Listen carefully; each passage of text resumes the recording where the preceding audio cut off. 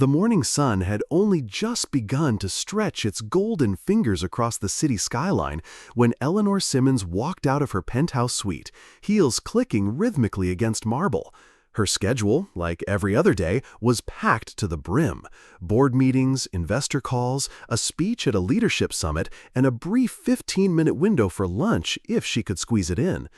To the world, she was a name whispered with reverence in conference rooms and Forbes articles, a self-made billionaire, a force untouchable. But this morning, something felt off. She brushed the feeling away as she stepped into her waiting black sedan. The driver greeted her with a polite nod, and they pulled into the current of Manhattan traffic. 10 blocks away, a little girl stood at the corner of 12th and Greenwich. Her backpack, a faded lavender thing with peeling stickers, hung lopsided from one shoulder. Her shoes had clearly seen better days, toes worn and frayed. She was maybe 8, maybe 9. It was hard to tell because her eyes were older than her frame, quiet, watchful, and calm in a way that made you pause. She stood next to an old man slumped against the cold brick wall of a bakery. He was muttering to himself, shivering, forgotten by the world rushing past him. The girl bent down, carefully took out a sandwich from her backpack, wrapped in wax paper and tied with a bit of string, and placed it in the old man's hands. She didn't say anything, just smiled, a quiet, sincere kind of smile that didn't expect anything in return. From her car window, Eleanor caught it, just a flicker of the moment, but it was enough. The driver didn't stop, of course. They kept moving, the moment swallowed by the city. But something had shifted in Eleanor. It wasn't just what the girl had done, it was how she did it. No cameras, no witnesses, no applause. Just kindness. Simple, unapologetic. Later that day, Eleanor found herself distracted during a shareholder presentation. Words blurred, pie charts lost their shine. Her assistant noticed, but didn't comment. No one dared ask Eleanor Simmons why her eyes were distant, or why, for the first time in years, she ended a meeting early. That night, instead of heading to a gala uptown, she changed course. She told the driver to go back to that bakery. Of course, the girl was gone. The old man was asleep now, a half-eaten sandwich in his lap. But the feeling remained, lingering, real. For the first time in what felt like forever, Eleanor Simmons wondered, when was the last time I gave without needing something in return? She didn't know yet that this small girl, this child with the purple backpack, would change everything. Not with money, not with power, but with a gift that cost nothing and meant everything. The next morning, Eleanor Simmons walked through the park, alone, unannounced, and without her usual entourage. The heels were replaced with sneakers, the blazer swapped for a simple beige trench coat. No one recognized her, and for the first time in a long while, she liked it that way. It was the bench she was looking for, not the one she usually passed during her brisk morning jogs. This one was old, tucked near the edge of a tiny garden where the grass grew uneven and a tired willow leaned protectively over a crooked wooden frame. She remembered it from her childhood, before the meetings and mergers, before her name was printed on business journals. Her mother used to bring her here after school, back when Eleanor had skinned knees, big dreams, and a love for peanut butter sandwiches. She hadn't thought of this place in years. But something about that little girl yesterday, the way she moved, calm and purposeful, had stirred the part of Eleanor that had been sleeping under numbers and titles and social media praise. She found the bench. It creaked as she sat down, just like it used to. The air carried the faint scent of dandelions and city dust. A pair of squirrels squabbled over crumbs near the trash can. Life was moving, indifferent to her presence. And then, there she was, the girl. Same lavender backpack, same quiet eyes. She was walking slowly, counting the cracks in the pavement as if each one held a secret. Her coat was too thin for the chill. Her braids were neat, but her hands were red from the cold. Eleanor's breath caught in her throat. The girl stopped a few feet away, glanced at her, not in awe, not in fear, just looked, as if trying to decide what kind of soul sat before her. "You came back," the girl said. Eleanor blinked. You remember me?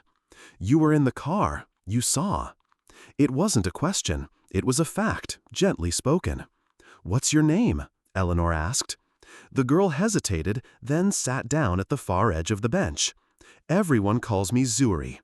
That's a beautiful name. Zuri shrugged. It means beautiful in Swahili. That's what Nana says. Eleanor smiled, unsure. Your Nana taught you that? Zuri nodded. She says names matter. They carry power. Yours is Eleanor. Now it was Eleanor's turn to stare. How did you know that? Zuri pulled a folded piece of newspaper from her backpack. It was wrinkled, the edges torn, but the photo was unmistakable. Eleanor at a tech summit, smiling in a crisp white dress. She says you're on every magazine cover. Says you're too busy for people like us. Eleanor looked away, ashamed of how true that might have once been. I wasn't always, she murmured. Zuri looked at her, eyes sharp but not unkind. Then maybe you can remember how not to be. The words lingered, not scolding, just truth. They sat in silence for a while. Birds chirped somewhere above, a dog barked in the distance. The wind danced between the branches of the old willow tree, and Eleanor felt something she hadn't in a long time. Stillness. Eventually, Zuri stood. I have to go. Nana worries if I'm late. Eleanor nodded, watching her go.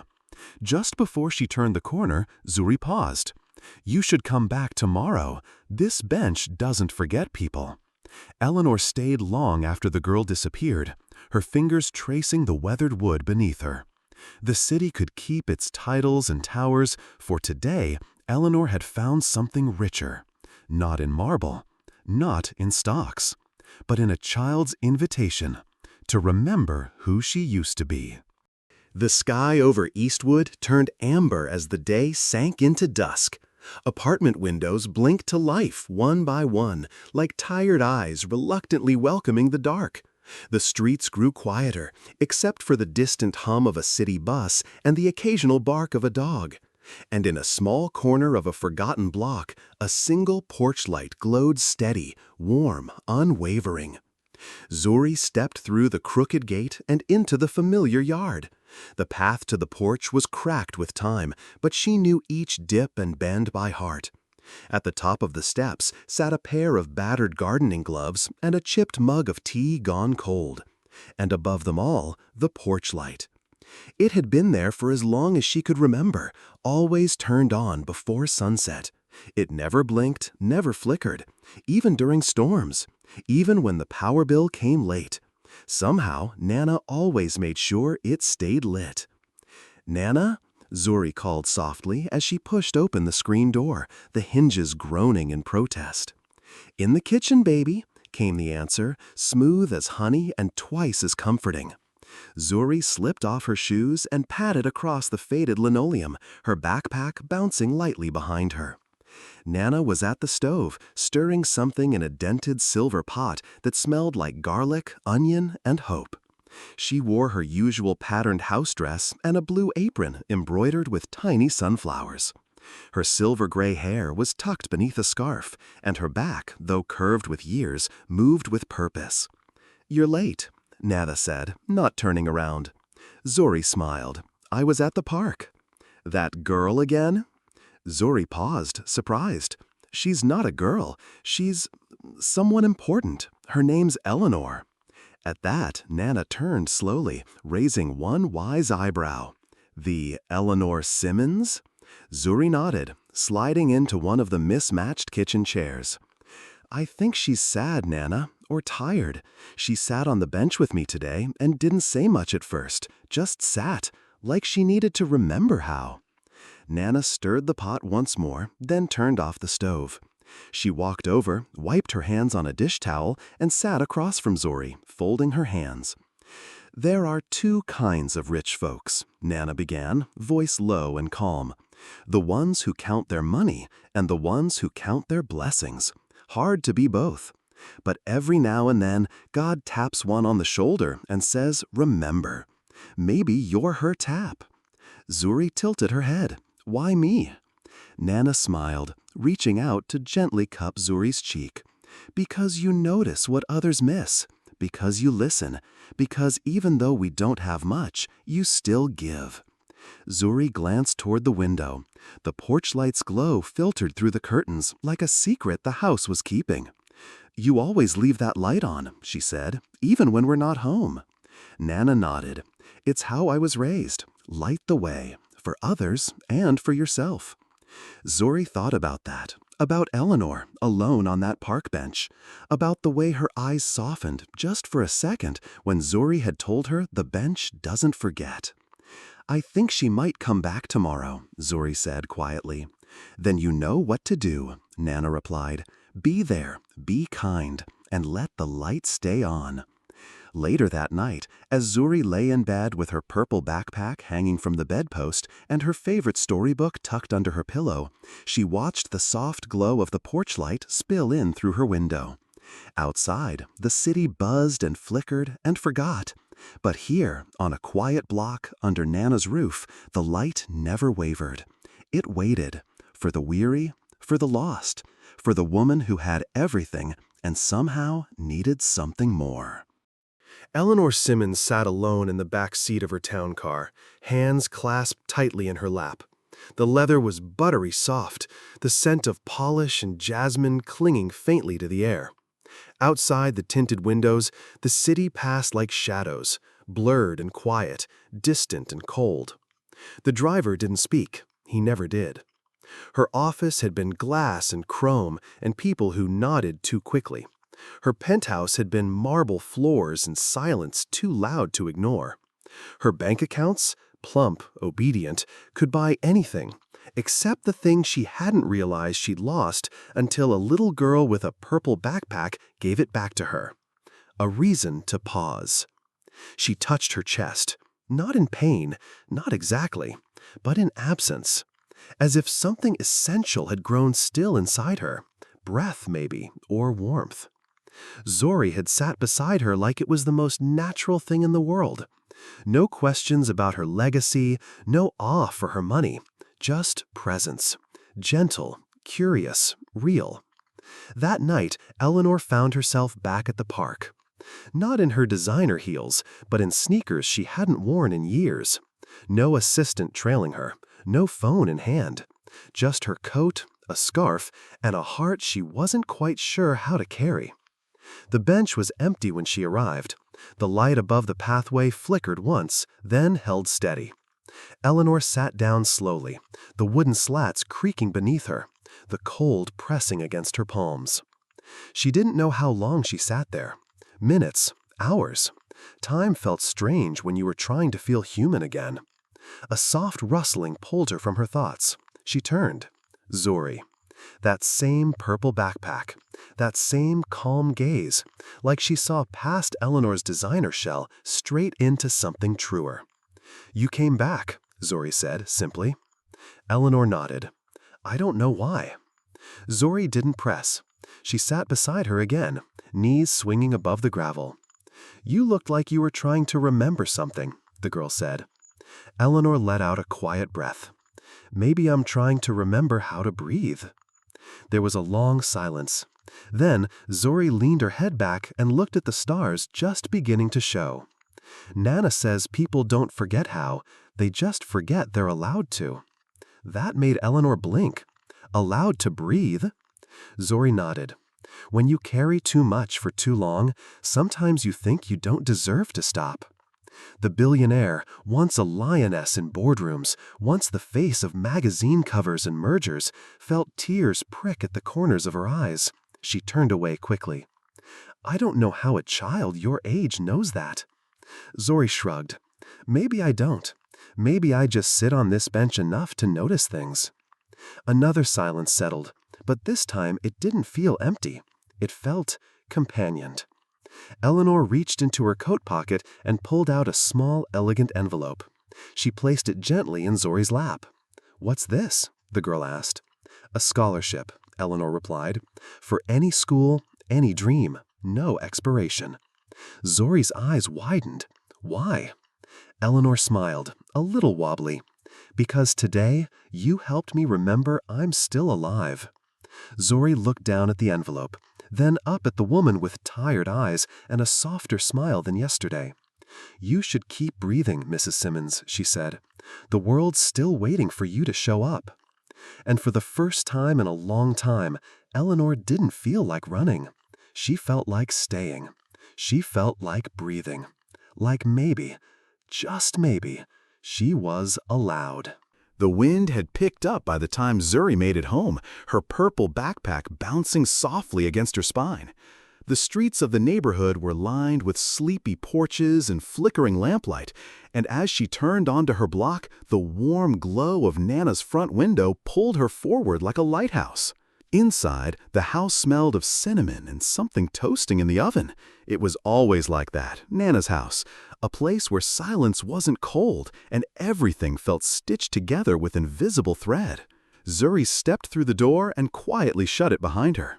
"You're late," Nana called from the kitchen, her voice gentle but knowing. Zuri shrugged out of her jacket. "I was talking to someone." Nana appeared, wiping her hands on a towel, her silver curls wrapped in a deep green scarf. Was this someone the woman with the eyes that never smile? Zuri blinked. "You saw her?" Nana chuckled, walked over and kissed the top of Zuri's head. "Child, I see more than I let on.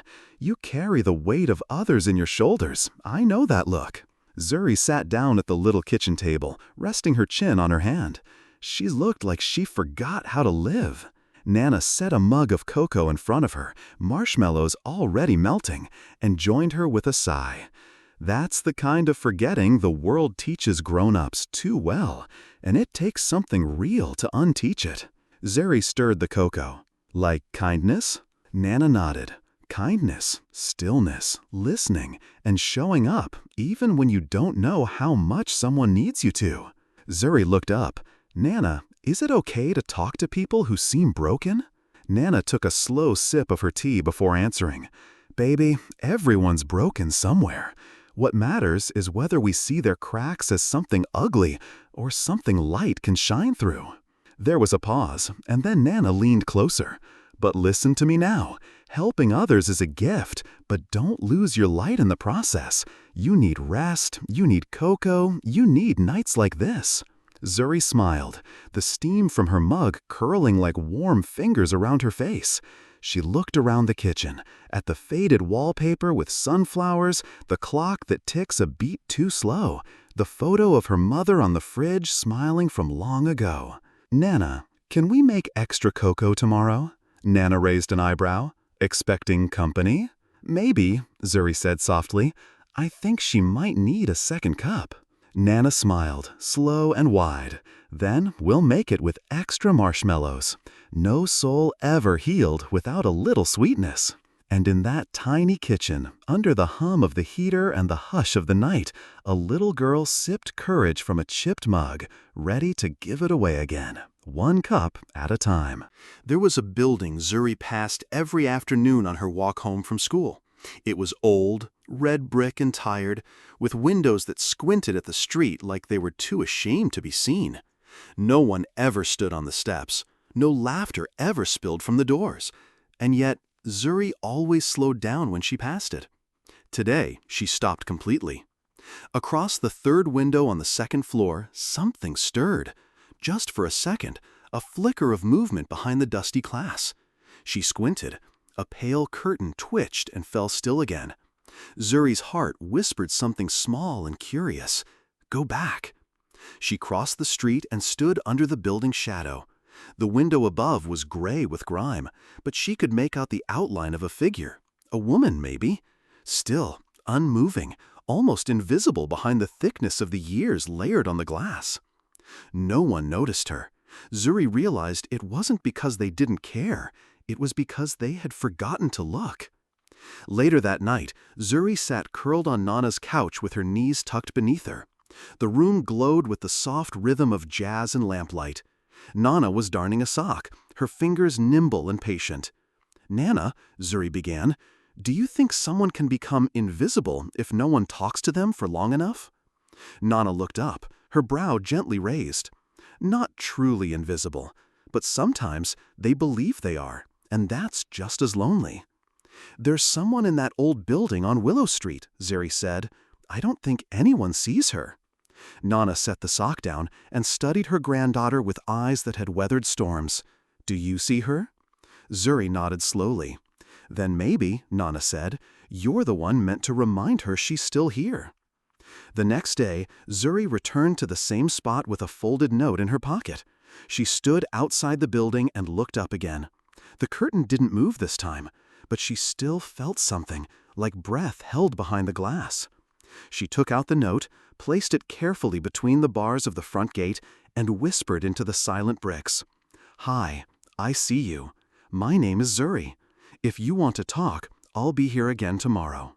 And she left, her heart fluttering like wings in a cage, unsure if the window had truly watched her go, or if it was still learning how to look back. The next morning, Zuri didn't tell Nana where she was going. She just packed an extra granola bar, a pencil, and a folded sheet of purple paper, the kind she used for her school presentations because it made her feel like her words mattered more when they were written in color. She walked past the post office, past the bus stop where Mr. Charles always tipped his cap, and arrived at the gate of the building on Willow Street. The note from yesterday was gone. Zori's breath caught. Not the way it does when you're scared, but the way it does when something inside you finally feels heard. She looked up at the third window. No movement, no flutter, just stillness. But that was enough. This time, she slipped the purple paper into the same spot between the rusted bars. She had written, "Dear Window Lady, I don't know your name, but I think names are less important than stories. I don't have much of a story yet, just school and Nana's porch and cocoa on cold days, but I'd like to hear yours. If that feels too hard, maybe you could just wave sometime. I'd like to know you're okay. Zori, the girl with the purple backpack." Zori signed her name with a tiny star beside it. She wasn't sure why, only that it felt like something people might need when they forgot how to shine. The next day she returned again. This time, the purple note was folded neatly and taped to the inside of the gate. New handwriting, shaky, slanted, but hers. "Dear Zuri, thank you for seeing me. I didn't think anyone would again. I don't remember how to talk to people, but I will try. Please don't stop writing. L." Zori smiled so hard her cheeks ached. From that day forward, she brought a letter with her each afternoon. Some were long stories about her school day or the funny way her Nana talked to the plants. Others were just questions. "What's your favorite color?" Or "Did you have a friend when you were my age?" Or "Do you ever laugh out loud anymore?" And each day the silence replied, bit by bit, letter by letter, slowly stitching itself back into words. The woman behind the window, L, never left the building, but her notes grew longer, sharper, sometimes even funny. She once wrote, "Zuri, your question made me laugh. No, I do not eat toast with jam and mustard. That's a crime against bread." Zuri laughed so hard she dropped her backpack on the sidewalk. People still passed the building every day, never once looking up. But Zuri knew something. Just because the world doesn't listen doesn't mean the silence doesn't have something to say. And so she kept writing, not to fix Elle's life, but to remind her she wasn't forgotten.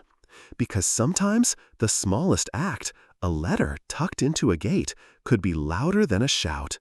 Sometimes silence just needed a friend brave enough to speak first. Zuri first noticed him on a Monday. He stood at the same corner near Maple and Fifth where the traffic light took forever to change. A tall man in a charcoal coat and a hat that looked too big for his head, always holding a cane he never used. He didn't speak, didn't move, just waited, always on the side where the light was red. Every day for a week, Zuri saw him there on her way home, and every day he did the same thing. Wait. He never crossed. Even when the light turned green and others walked past him, even when the street was empty, his feet stayed planted on the sidewalk like tree roots that had forgotten how to wander. Zuri began to wonder if he lived on that corner. That Friday, she lingered. The sky was the color of warm ash, and rain tickled the hem of her jacket.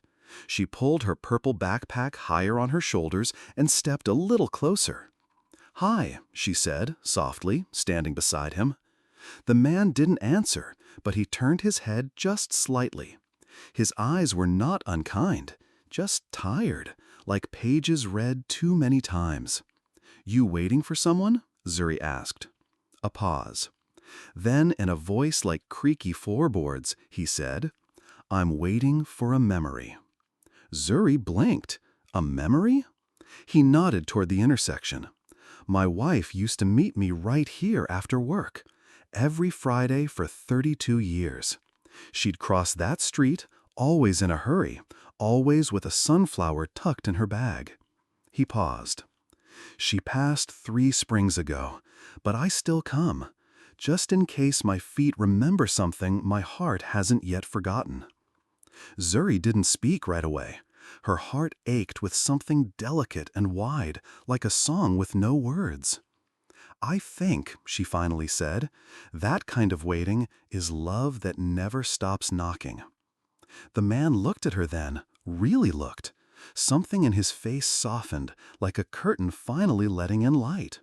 "What's your name, child?" "Zuri." He smiled. "Thank you for stopping, Zuri. Most people just keep walking." She looked both ways, then held out her hand. "Come on, let's cross it together today." His hand trembled as he took hers, not from fear or age, but from the weight of the moment. Slowly, they stepped off the curb. Each footstep a note in an old song, each breath a letter never sent. When they reached the other side, he let go. But the memory stayed. Not just his, but now hers too. From that day on, Zuri made sure to wave when she passed the corner, and sometimes the man would nod. Other times, he would simply place a sunflower on the sidewalk and walk away. And though he never said goodbye, Zuri understood. Some people don't need saving. They just need someone to wait with them, even if only for the length of a red light. The sock had a hole the size of a quarter. Not that most people would notice, especially not grown-ups rushing to wherever grown-ups rush to. But Zuri noticed. She always noticed the little things. That morning, as she sat on the church steps waiting for the library to open, her eyes drifted to a man sleeping nearby on the bench. His body was bundled in layers of worn-out jackets, but his feet stuck out at the end, and that's when she saw it. One sock, one hole, one toe peeking out. It was curled inward, like it was shy of the world. She opened her backpack and took out the banana she had packed for lunch, setting it gently on the bench beside him. Then she opened the small side pocket, the one where she kept her just-in-case things: Band-Aids, stickers, a tiny flashlight, and socks. Clean, colorful, still folded by Nana's careful hands. Zuri paused. She looked at her own feet, wearing their own pair from the same drawer, purple and teal with tiny white stars. Then she looked back at the man's toe again, still curled, still waiting. "Okay," she whispered, more to herself than anyone. She unfolded one of her socks, rolled it neatly, and placed it beside the banana. Then she sat back down and waited. Not to be thanked, not to be noticed. She just waited. 10 minutes passed, then 20. A breeze stirred the banana peel. The man stirred too. He blinked at the food, then at the sock. Zuri gave him a small smile, not expecting one in return. But he looked at her, not past her, not through her, but at her. And in that gaze was something Zuri had seen before, the look of someone who'd been invisible too long. He didn't speak. He didn't have to. He picked up the sock and held it in his hand like it was the first soft thing he'd touched in days. "Left one's got a hole," Zuri said gently. "Right one's yours now." The man laughed, a sound rough with dust and time, but real. "Fair trade," he murmured. Zuri nodded. He sat up straighter, peeled the banana slowly, and bit into it like it was a feast. Then he carefully pulled on the sock, the toe disappearing into warmth. As the library doors clicked open behind her, Zuri stood. "I'll bring more," she said simply. The man raised a hand, just one, and tipped his head like a bow. Not a thank you, not a goodbye, just respect. That night, Zuri told Nana what happened. Nana didn't say much, just kissed the top of her head and added an extra pair of socks to Zuri's drawer. Because kindness, Nana said, wasn't about changing the world all at once. Sometimes it was just about covering one toe. It was the sound that caught her attention first. A high, chirping whistle, sharp and defiant, like it was trying to be heard above the noise of everything else. Zuri was walking home from the market, a bag of apples swinging at her side, when the sound came again. She stopped, turned. There, between the old bakery and the boarded-up pawn shop, was a narrow alley mostly filled with shadows and forgotten things. But halfway down, dancing among the empty soda cans and a crumpled newspaper, was a bird. It wasn't flying, it was hopping. One leg, just one. Its right side dragged ever so slightly, but its feathers were bright, brighter than any bird had a right to be in such a dull place. And the way it held its head, proud and stubborn, made Zuri forget about the rest of the world for a moment. She took a cautious step into the alley. The bird watched her, tilted its head, then gave one determined hop forward as if daring her to follow. So she did. "Are you lost?" Zuri whispered. The bird didn't answer, of course, but it didn't fly away either. It just kept hopping until it reached a puddle that shimmered with sky. There it paused, looked at its reflection, pecked at a floating leaf, and Zuri saw it clearly now. The other leg wasn't injured. It was gone, just gone.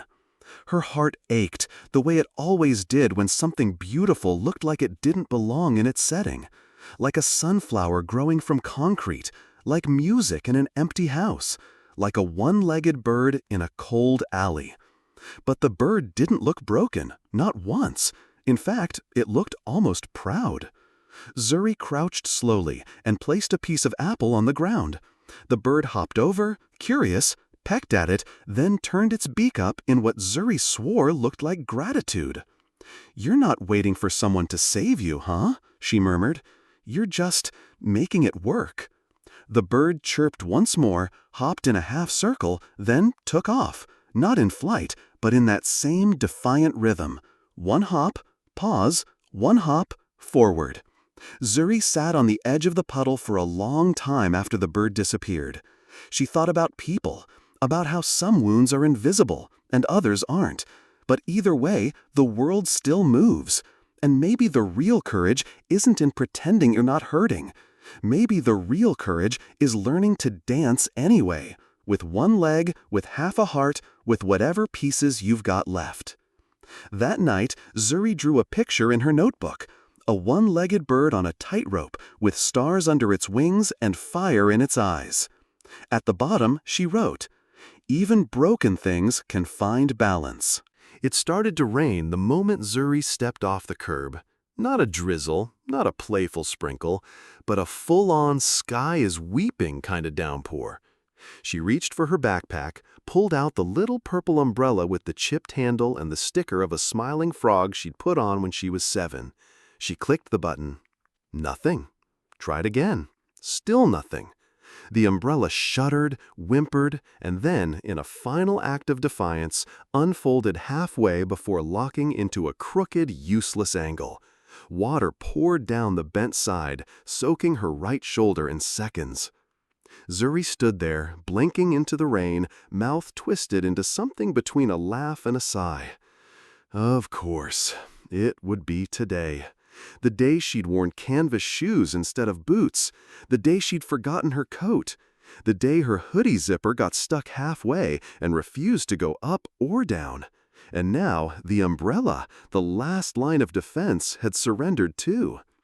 She looked up. The clouds didn't care. Then someone stepped beside her. A tall man in a charcoal suit with silver-rimmed glasses and the saddest eyes Zuri had ever seen. He held a wide black umbrella over both of them. Clean, proper, not a frog sticker in sight. "Mind if I share?" he asked. Zuri blinked rain out of her lashes. "Looks like you already are." The man chuckled, soft and low. Fair enough. They stood there together, waiting for the walk sign to change, surrounded by 100 strangers rushing past, umbrellas bobbing like jellyfish. A woman in heels cursed the puddle she stepped in. A teenager dropped a milkshake and didn't stop to pick it up. Somewhere, a bus honked like it was angry at the sky. But under that black umbrella, everything was still. "Used to be my wife's," the man said after a while. "She always hated the rain, but I think I liked her best when it caught her by surprise, made her laugh." Zuri looked up. The man wasn't crying, but something in his expression looked like it wanted to.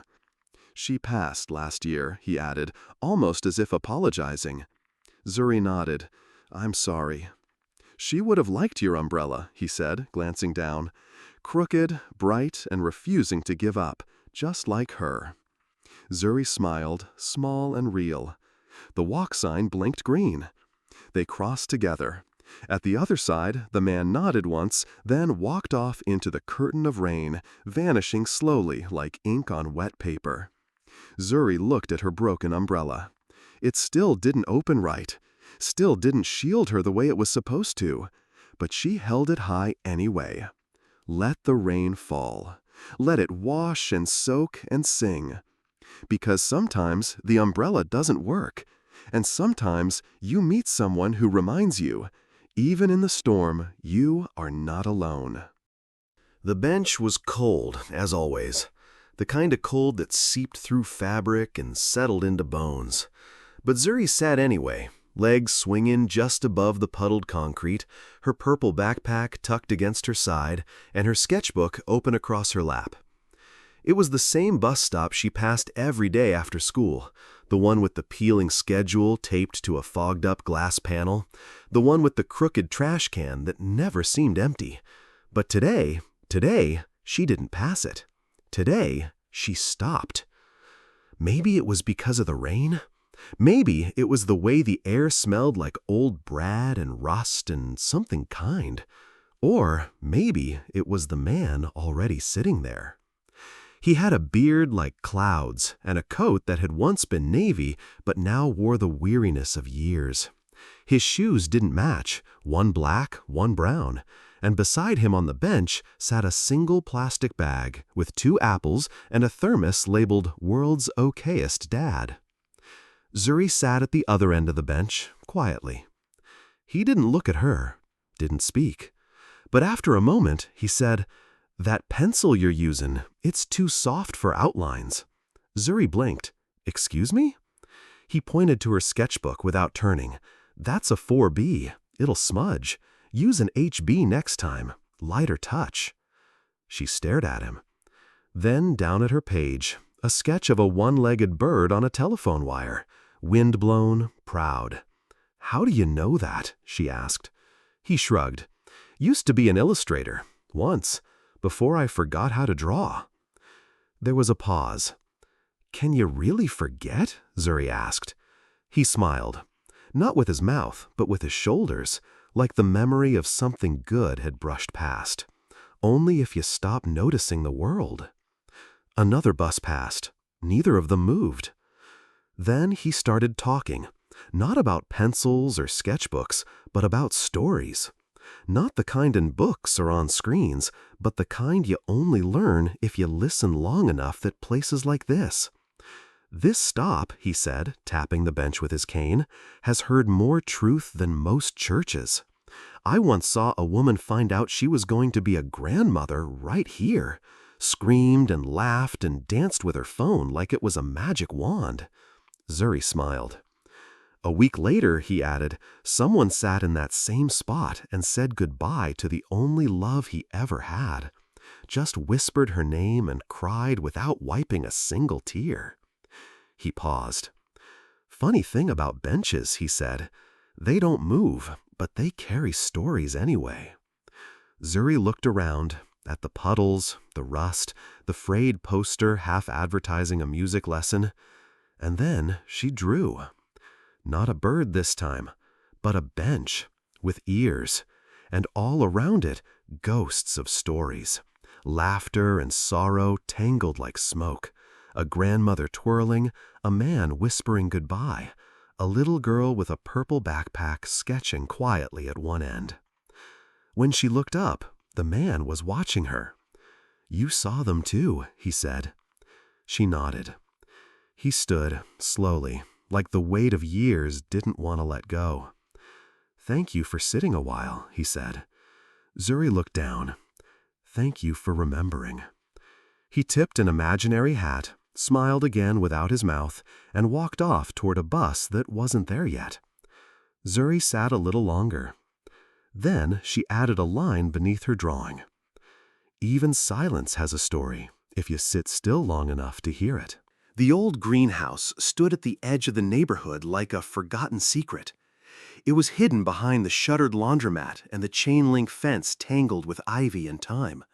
Most people walked right past it without noticing, the way adults often do with things that no longer shout for attention.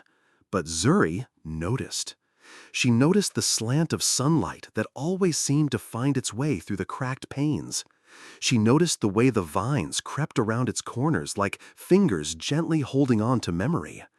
And she noticed the single red bloom pressed against one shattered window like it was trying to escape the quiet. No one ever went in, except Zuri. She didn't tell anyone, didn't need to. Some places are meant to be kept in whispers, and this was one of them. It was on a Tuesday, between homework and Nana's stew, that she crept through the fence's loose gap and tiptoed across the gravel to the greenhouse door. It didn't creak like she expected. It sighed. Inside, the world was different.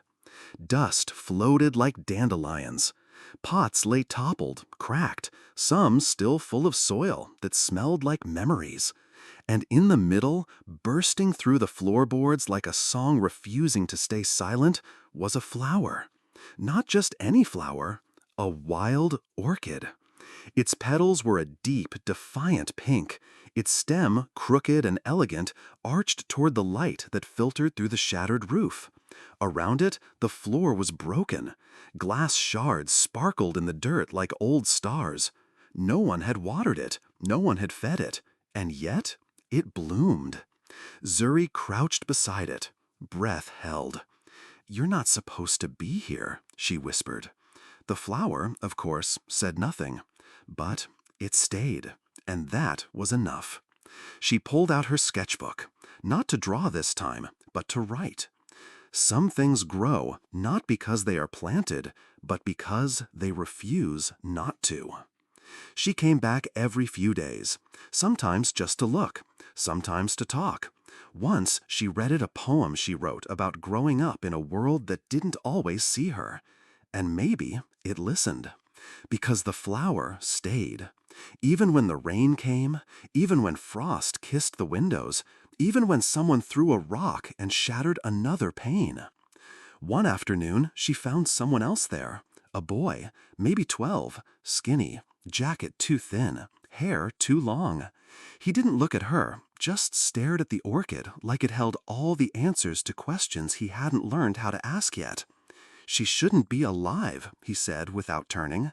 "There's no water, no heat, no anything." Zuri sat beside him. "Maybe," she said, "some things grow because nobody told them they couldn't." He looked at her then, really looked, and nodded. They sat in silence. Later, as the sky turned honey gold, the boy pulled a thermos from his backpack, opened the lid, and poured a little water into the dirt around the flower. Just a little. It didn't need much, because strength doesn't always roar. Sometimes it grows quietly, wildly, through broken glass. It arrived on a Wednesday. Folded in half, slipped between a stack of bills and supermarket flyers, the envelope looked like nothing special. Just white paper, no return address. The kind of thing most people would throw away without opening. But Nana didn't throw anything away. Not letters, not buttons, not even broken things. So when she saw Zuri holding the bundle of mail, her eyes narrowed at the unmarked envelope like it had whispered something she didn't like. Zuri turned it over. There was no stamp, no name, just her address, written in soft, careful handwriting. Not printed, not typed, written. "Should I open it?" Zuri asked. Nana looked over from her knitting chair, glasses resting on the bridge of her nose. "Some letters," she said, "don't need a stamp to be important. Open it slow, baby. Some words need time to breathe." So Zuri opened it. Inside was a single page. No greeting, no goodbye, just a letter. She read it aloud. To the girl with the purple backpack. "I saw you the other day. You helped that old man with the walker. I don't think he knew how much he needed you, but I did. And I saw you sit next to the girl who eats lunch alone. You didn't talk, just sat. But sometimes silence is louder than anything else. I saw you pick up a bird with a broken wing, even though your friends laughed. I saw you whisper to it, 'Don't be scared, the sky is still waiting.' I saw you smile at me once when I felt invisible. That smile was the first thing I'd seen all day that felt like sunlight. You don't know me, but I know you. Not by name, but by the way you move through the world like it still deserves kindness. Keep going, please. The world needs people like you." Someone you helped without knowing. When Zuri finished reading, the room was quiet. Even the radiator seemed to hush. She looked up at Nana. "Do you think it's real?" Nana blinked once, twice, then leaned forward and took the letter gently in her hands like it was something sacred. "Oh, baby," she said, "this is the most real thing you'll ever get." Zuri sat back, hands in her lap. Her heart felt like it had grown roots, deep, invisible ones. And her eyes burned in that quiet way they did when she felt something too big to hold. She thought of the man with the walker, the girl at lunch, the bird. She hadn't done any of it to be noticed, but somehow, someone had noticed anyway. She smiled, soft and small, like a promise. Then she folded the letter, slipped it back into the envelope, and tucked it under the loose floorboard beside her bed, where she kept her favorite stories. Because now she had a new one, and she wasn't done writing it. The rain began on a Sunday. Not the kind that dances gently on rooftops or tiptoes through morning leaves. This rain was heavy, the kind that pressed on windows like it wanted in, the kind that made the whole world seem quieter, colder, smaller. Zuri sat on the windowsill, legs tucked to her chest, the letter from the week before still folded in her pocket. She hadn't told anyone else about it. Not even Mama, not even Mr. Ritchie from the corner shop who always gave her extra gum when he thought nobody was watching. Outside, the street was gray, puddles deep, reflections blurry. Inside, the apartment felt heavier than usual. Nana was in bed. Her knees had started to ache again, and she hadn't touched her knitting in 3 days. Mama was at work, picking up extra shifts at the diner since the rent had gone up again. And Zuri? She didn't know where to put her hands anymore, or her heart. She looked at the tiny plant on her windowsill, the one she and Nana had rescued from a grocery store trash bin weeks ago. Its leaves were drooping. One had turned yellow. It looked tired. Zuri knew that feeling. When she turned away from the window, she saw her purple backpack slouched in the corner. It hadn't moved since Friday. She hadn't wanted to go to school, not since someone scratched the word charity case on her locker in red pen, not since Mrs. Adler, the substitute, had called her the wrong name 3 times and shrugged when Zuri corrected her, not since lunch had been 3 crackers on a slice of processed cheese. That rain had started long before Sunday. But this sky-soaked kind made it all heavier. The apartment creaked as water trickled from the roof into a rusted bucket near the kitchen. The old leak. Nana used to call it the music of stubborn houses. But even the bucket sounded sad today. Zuri slipped from the windowsill and padded quietly to Nana's room. The door creaked. Nana's face was turned to the wall, her body curled like she was guarding something invisible. Zuri stood there for a moment, unsure if she should speak. Then, softly, she whispered, "It's raining, Nana." A pause. Then a voice, thin, warm, like wool stretched over something fragile. Then, Zuri smiled. Even in the storm, Nana still remembered the little things. And the little things, cocoa, letters, porch lights, were what held everything together. In the kitchen, she reached for the chipped blue kettle and lit the burner. The flicker of the flame felt like a heartbeat, familiar, alive. As the cocoa warmed, Zuri looked around the tiny kitchen and saw the signs of their life. A crooked clock ticking bravely, a wall calendar with circled dates and fading ink, a magnet that read, "Love shows up when everything else walks out." She poured the cocoa slowly, stirring like Nana taught her. 3 circles clockwise, 1 backward, a little cinnamon if the day had been hard. She carried the cup into Nana's room with 2 hands. "Do you remember," Nana whispered as she sipped, "when we used to make paper boats and sail them down the sidewalk when it rained?" Zuri nodded. "You said they carried wishes." Nana chuckled. "I said they might." "I still remember my wish," Zuri said. "And has it come true?" Zuri sat on the edge of the bed, thinking. The letter was in her pocket. The plants still tried. The cocoa was warm. "Not all the way," she said, "but I think it's on its way."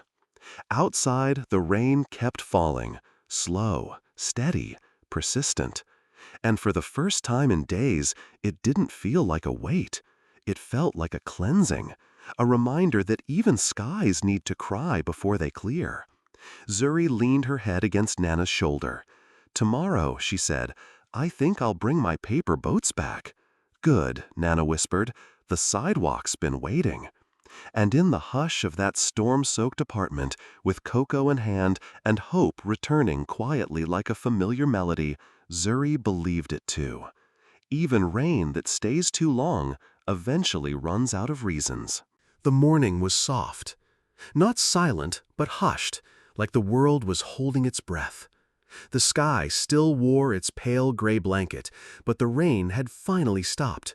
Drops clung to leaves like tiny memories, and the sidewalks shimmered as if freshly swept by sorrow itself. Zuri stood at the threshold of the apartment building, her purple backpack slung over one shoulder, her other hand clutching the strap like it was the only thing holding her together. She hadn't gone to school all week. The letter still sat folded on her desk. It wasn't glowing or magical or written in golden ink, but it was real. Typed, official, signed with the kind of authority that made her chest tighten every time she looked at it. They'd noticed her. Someone had. A local foundation.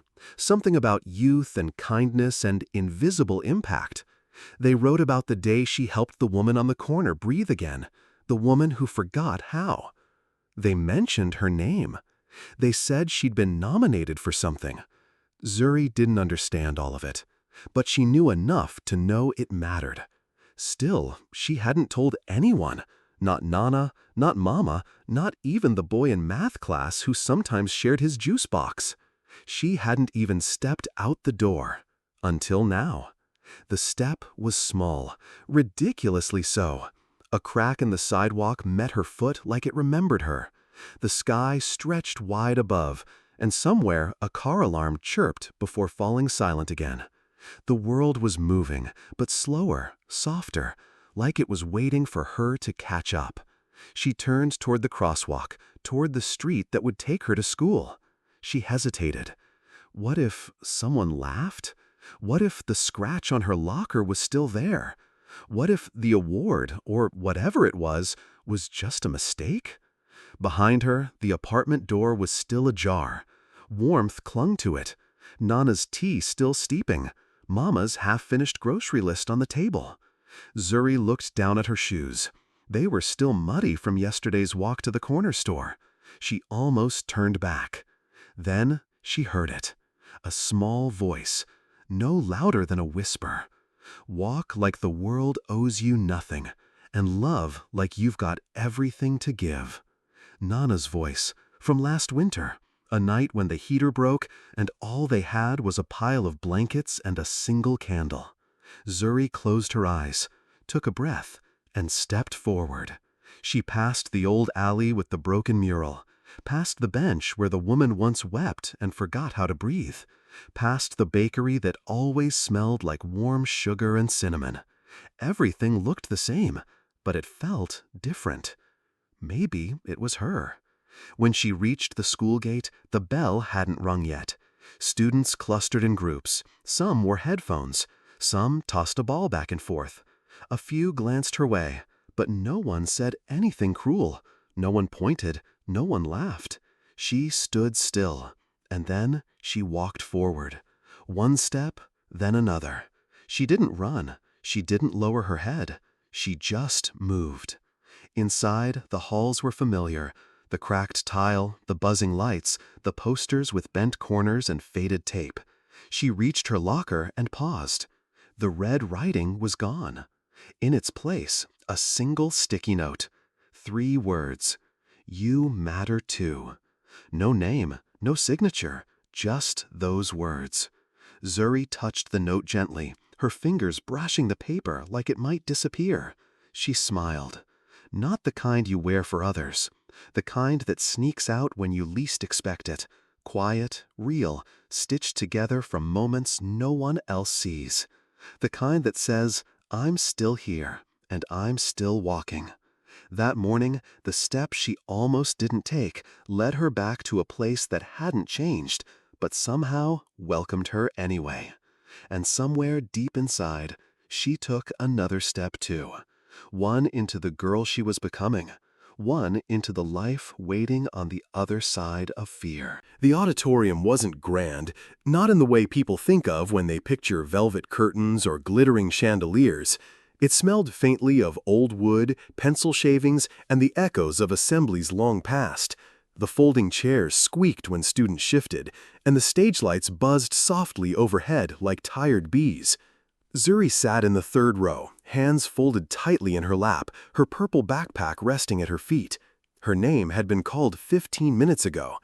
She hadn't stood. Not yet. The envelope in her lap bore the logo of the foundation, the one with the letter, the nomination, the award for unseen kindness. A national recognition, they said, for young people who made a difference when no one was watching. She didn't even remember them being there that day. The woman who couldn't breathe, Zuri had just done what her heart told her, set her books down, knelt on the cold sidewalk, whispered, "You're not alone," and held her hand until help came. She hadn't done it for applause. She didn't even know someone had seen. But someone had. And now the auditorium was waiting. Principal Raya stood at the podium, her voice warm but persistent. "Zuri Grace Williams, we'll wait as long as you need." Students turned their heads, eyes scanning the rows. Zuri's fingers trembled. Nana had come. She sat quietly near the back, wearing her Sunday sweater and the smile that never cracked, even when times did. Beside her was Mama, her purse clutched to her chest like a shield, eyes already glassy. Zuri stood slowly. The room shifted. Quiet. Not the kind of silence that feels heavy, but the kind that parts like curtains being drawn open. Her steps were careful but certain. She didn't run. She didn't shrink. The light on the stage touched her hair like morning. As she reached the microphone, someone handed her a small plaque. It was simple. Her name. The title, the gift she gave. The crowd waited. Zuri looked out over the sea of faces, some kind, some curious, some simply bored. And then she spoke. Her voice was soft but steady. Each word carried the truth she hadn't yet told aloud. "I didn't think this would happen. Honestly, I thought maybe someone made a mistake. I'm just me. I wear a purple backpack. I walk the same sidewalks every day. And sometimes I feel like I'm just walking through the world without really being seen." She glanced down, then back up. But that day, the woman on the corner, she looked like she needed someone, and I didn't know if I could help. I didn't feel like much, but I sat down anyway. I held her hand. That's all I did. She paused. And somehow, that was enough. Murmurs swept through the audience, some whispers of agreement, some quiet reflection. Zuri continued, "I've learned something since then, that kindness doesn't need a spotlight. It doesn't need a title. It doesn't even need to be loud. Sometimes the smallest act can reach the furthest heart." She looked down at the plaque again. This says the gift she gave. But honestly, helping her that day, being kind, that was the gift. That's the part I got to keep. Tears ran freely now down Mama's face. Nana nodded, hands clasped as in prayer. Zuri smiled. Not shyly, not apologetically, but fully. The way a sunrise does when it's finally time to stop hiding behind the clouds. As she walked off stage, applause followed. Not a roar, not a thunder, just warm, rising like steam from a cup of cocoa on a cold day. And outside, beyond the doors, the rain had stopped again. In its place, a sky beginning to bloom. And somewhere, someone else might have been sitting on a bench, forgotten and invisible. But maybe, just maybe, another kid with a purple backpack would stop, would sit, would listen. Because of her. Because of the gift she gave.